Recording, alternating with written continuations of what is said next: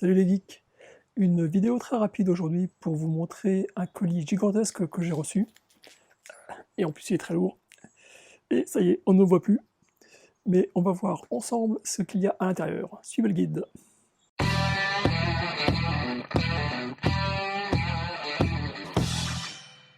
Alors pour vous donner une idée de la taille de l'engin, voici une BD normale. C'est un beau bébé comme on dit. Je pense que vous vous doutez maintenant de ce que c'est. Parce que j'ai quand même une sacrée trouille avec ce gigantesque coup de couteau de je sais pas quoi en plein milieu. On va voir, j'espère que la BD est toujours intacte. C'est pas facile. Ah, une petite main.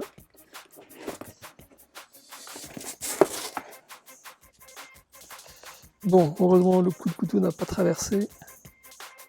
Ah là là, qu'est-ce que c'est joli.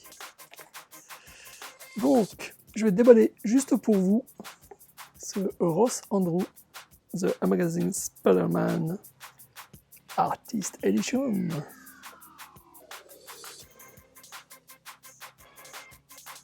Qu'est-ce que c'est beau. J'adore quand on voit les retouches comme ça. Donc le mec il avait dessiné au stylo bleu. Enfin le mec, monsieur Monseigneur Ross Andru, il a dessiné au stylo bleu avant d'ancrer. Et vous pouvez voir, on voit la gouache blanche qui a été utilisée pour faire des retouches. Là, je présume qu'il y a eu un petit coup de patte de monsieur John Romita. Senior, bien sûr.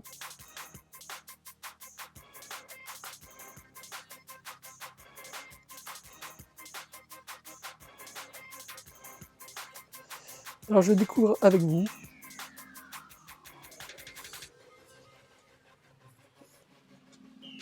les premières pages.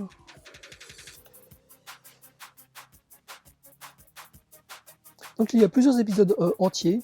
Le Amazing Spider-Man 125, 126, 127, 153, 165 et 167. Et à chaque fois, donc, on peut voir quel est l'encreur, qui est le scénariste, le lettreur.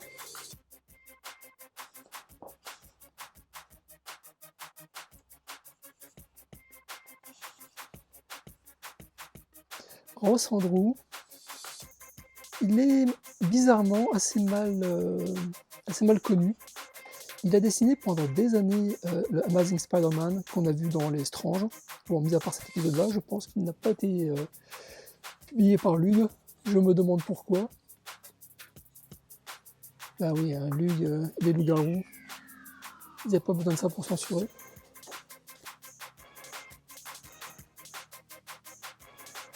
Il est relativement mal connu parce que, en fait, il est arrivé après John Romita Senior, avant John Romita Junior, mais il a travaillé, je crois, pendant 7 ans, 8 ans sur Amazing Spider-Man.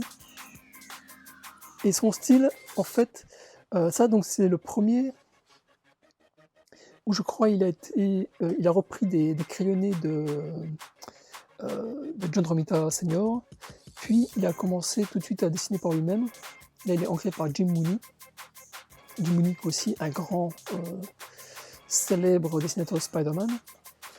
Et en fait, ça commence à se voir d'ailleurs presque tout de suite. On peut voir dans le style de Ross Andru, on peut voir à la fois Gil Kane et John Romita Senior. Donc il est à la fois, il a un style qui est suffisamment doux et rond pour ressembler à du John Romita. Donc il fait des personnages qui ont quand même une bonne petite gueule. Et en même temps, il est extrêmement dynamique. J'ai envie de dire beaucoup plus dynamique que Romita. Et de ce point de vue-là, il ressemble plus à Gil Kane. Donc il mélange en fait les deux. Romita et Kane pour créer son propre style qui est extrêmement dynamique, un peu rond, un peu agréable à l'œil comme ça. Et il a fait un travail de toute beauté pendant des années. Oh là, comme j'aime voir ces artefacts.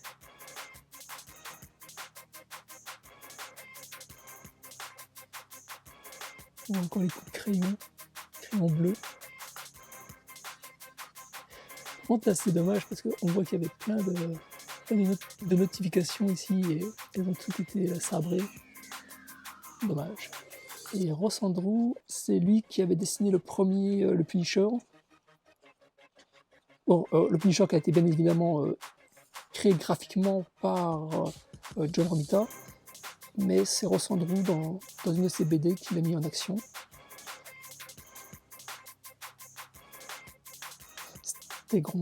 Stegron, il me semble que cet épisode-là, ça a été publié dans un album de l'araignée, si je me souviens bien. Ah oui, je me souviens aussi, ouais, c'était Jameson qui avait... Il était toujours en train de créer des espèces de robots anti-araignées, enfin anti-Spider-Man, et ça lui retombait toujours sur la gueule. C'est rigolo.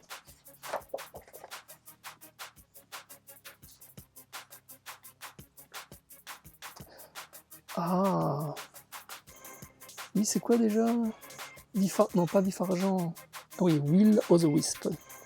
Et c'est lui qui va avoir un sort funeste avec le Tarantula, que je vous avais montré dans une autre vidéo, une de mes premières vidéos en fait. Relativement mal vieillie cette planche, avec tous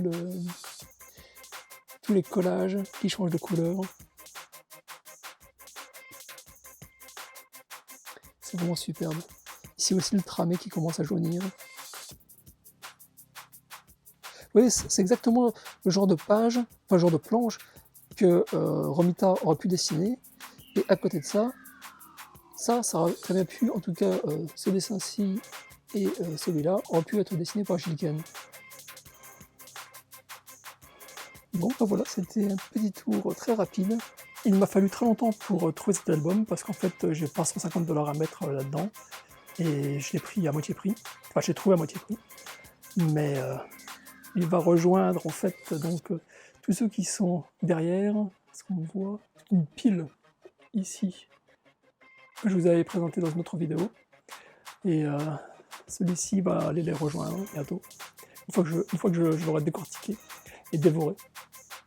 Voilà. Eh bien, merci de m'avoir suivi pour cette courte vidéo, et puis je vous dis à très bientôt. Ciao, ciao.